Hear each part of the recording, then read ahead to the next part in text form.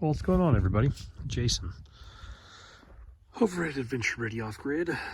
Also, going to be starting uploading some container stuff on our new container specific channel, Max Transport. So I'll probably have this one on both, and I'll start transitioning stuff over to the Max Transport channel, and we'll be starting to focus this channel back on some off-grid and some on-grid projects on both of the two properties we're working on right now. So anyway, just brought this up here. This is a one trip 20 footer, 8.5 by 8 by 20. So one trip, if you guys aren't familiar, means it's come over the ocean once. So some of them are a little cleaner than others, but in general, they're the cleanest ones you're going to get your hands on at the ports. No dents, maybe a little bit of patina, little scratches. They do load them, so they do rub here and there, little things. The cleats, but I mean, it's in pristine condition, no dents, no damage. The handles are going to be in phenomenal shape. I already have this open, but they just work amazingly well.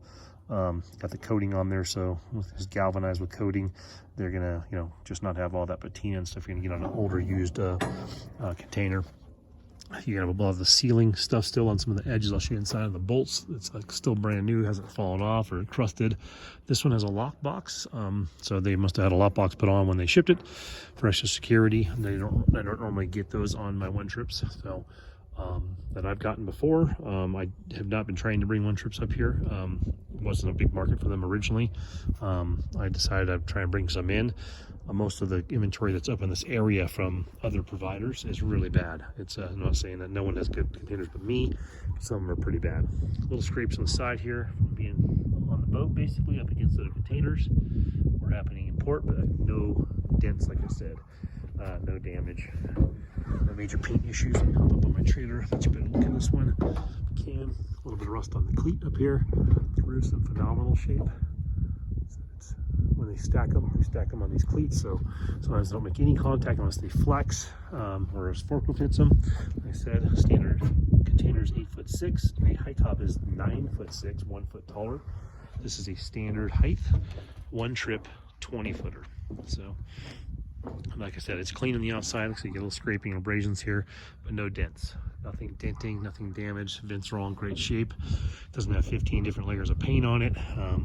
Bunch of repairs. It's a one-trip container that came overseas and has got in a commission for whatever reason, and we got it. So the seals are in phenomenal shape. Like I said, you can see look at all the goo in here is like practically still moist. So this is really good shape. Like I said, I mean, one trip should look like this. Lockbox is not familiar with them. There's your little part right here you put your lock through. When this thing closes, the idea is that you can't get a pair of snips or a grinder up inside there, so it keeps your padlock safe. Extra deterrent. If you're not familiar with the boxes, these cleats go down like this. When the handle's latched, which I'll show you over here, you can put locks through this side, which is hard to get open when the other side's closed. This side goes underneath it, but you can lock it here, you can lock it here, and you can lock it here and here, and you can also lock it here. That's a lot of locks. So some people put a cable lock around this too, I guess, depending what you have in here. I don't have too many issues with people trying to get into our containers. My customers don't seem to have any issues either. It's a great deterrent system to keep people with their stuff.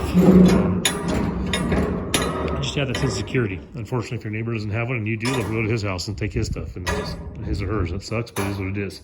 These help.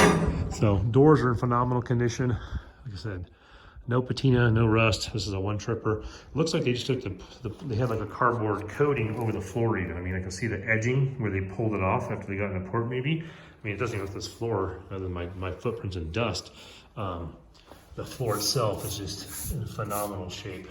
All the seals, I mean, this thing is just immaculate. So anyway, guys, this is what a one trip looks like. Get you an idea. Like I said, I've come across a couple one trips so far with private party sales actually, but off my provider that I go through down in Southern California, I don't normally order one trips. I just want to try one out up here. They're just in such great shape. I mean, let's put it this way. I use wind and watertight and a couple of as-is for my workshop and my storage up here at the small property. For my big property, I'm going to be putting in at least two 40-foot high tops one trip. So my storage, my excuse me, a workshop. Oh, yawning, tired. I have to get up and do something today. My main property will put two 40-footers, high tops, and 9'6" tall. This clean, or hopefully this clean. The floor, this floor is ridiculous. I've never seen one this nice, to be honest with you. Usually have a little bit of oil or streak or something going on. This thing's like, it's like brand new dance floor. Break out the leisure suits. Let's do some disco. But yeah, I'm gonna do 1 trips for my workshop on the main property when we get up there. I'm hoping to get those in the next few months. Basically, as soon as I get my bigger trailer, I'm gonna start facilitating my build up there and get some stuff laid out. But I'll do 2 that are this clean, possibly 3. I haven't decided if I'm doing 2 parallel to each other or 2 parallel with one on the back, like a U shape, for my main workshop. And to be honest with you, the wood cost right now, with plywood still being 60-something bucks, people keep saying, "Oh, what's going down?" Well, it seems like something goes down, the fasteners go up, or some other piece goes up. So I don't see material costs getting down to where it's so affordable that I'm just building the wood again. So my main structure up there for our cabin wound up being a 24 by 40 foot building. And I'm considering putting 3 of these next to each other. I mean, I never was planning on building a house with shipping containers, but 8, 16, 24, and 40 foot long. This is a 20 footer, guys, but imagine this, a foot taller, 40 feet long, 3 of them together. I have cleats that I have access to that'll make cleats them together in the corners, on the bottom and the top. Cut out your opening here, put a conventional roof over top of it, so you add access, like a conventional house. It would be a big giant rectangle, a 40 foot by 24 foot rectangle, 9.5 feet tall. You got to insulate them and do a lot of work, but I mean, I work with containers, so it's probably gonna make sense. So a good chance I might be building a container when we get out there, a main structure, and go from there. But yeah, the threshold in this thing is just immaculate. Like I said, pretty much got loaded, sealed, and shipped. And then just luckily didn't get bounced around too much when it gets here.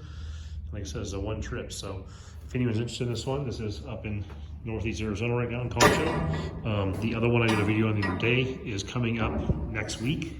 And then I have access to a couple 10-footers I was looking at. I know a lot of people want smaller storage. The problem is, smaller doesn't mean cheaper. It's like the smaller one's not going to be a 10-foot they built over in Taiwan or Japan or China. It's going to be a 40-foot or 20-foot that they cut down and modified here. So when you're getting a 10-foot, a 10-foot size, a lot of people have asked for, just they want a small little kind of garden shed kind of thing or storage shed, but they have limited space, even if on rural property.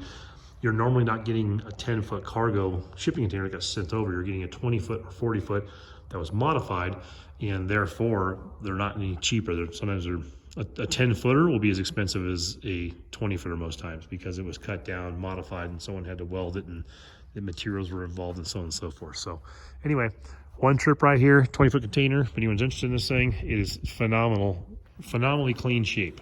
I mean, really clean. And like I said, this is what I will build with for my workshop on my property at 40s. And this is what I will build with potentially on my house, possibly. So on our main structure out there. So we'll see. But yeah, this thing's beautiful, great shape. So any color you like, as long as you like, yellow, pasty, whatever this is, that's the color you got. So all the statistical data there, not that it matters. Sometimes these 1 trips, you won't see logos on them because they're not owned by a big conglomerate or big business. These are built, sold, and shipped over. And then put back on the market, to make some of the money back. I imagine for the shipper, when you see logos on them, those ones are the ones that have stayed in circulation for a long time. I wonder, this probably had some pretty cool logos at one time. This is a really old shipping container. It has the old, wharfy looking like plank wood in there. It's really cool. I'm gonna end up cleaning this up next week and putting a new metal threshold on the bottom here, cleaning up the metal on the sides and repainting this thing, cleaning up the elastomeric on the top and putting a brand new whirlybird on this one. And then this one will be for sale too. Like I said, I'm going to probably end up getting a 40-footer for my small property and swapping out my workshop from a 20-foot to a 40-foot high top. And then we'll do 2 40-foots or 3 40-foots on the main property. But like I said, this one's available right now. This is up in Concho. This will be available probably in a couple of weeks, not the van, the shipping container. And we'll have the other one I did in that video that's more of a standard cargo worthy that has a paint job on it and a brand new floor I showed you guys in the last video. That'll be up here sometime next week. and ready and available. And like I said, I have those 10-footers available. If something's interested in that, I mean, maybe I'll do some videos when I'm back down there at my supplier and just see if there's interest on those. Like I said, it's hard, unless you have a confined space, it'd be hard to justify the extra cost for a smaller container. Like I said, unless you just need this type of container, and like I said, you're limited on space. The ones he has down there, the ones he's getting, are high tops, so they're a foot taller than this. So the ceiling is 1 foot taller, and they're same width across, same beautiful condition as this. They're all one trips, are brand new. They're clippings from 40 footers. Sometimes people want a 30 foot or something odd like that, and they'll clip off 10 foot, and they'll, like I said, they'll put a brand new wall in the back, and you got a beautiful, amazing container that's 10 foot long. The problem is, like I said, those 10 footer high top one trippers are probably $5 grand retail. I mean, that's some of that ballpark, regardless of how small they are. So anyway, this is available. Let me know if anyone's interested in this one. This will probably be closer to they're about $7,500 for one trip up here. This has a lockbox on it as well, so this will probably be closer to about 68, I would say. I know it's spendy, but it's brand new, one trip, and that's what they go for. Well, they go for 75 plus delivery up here, but I'm kind of going a little less than the guy down the way. So let me know if you guys have any questions, and we'll go from there.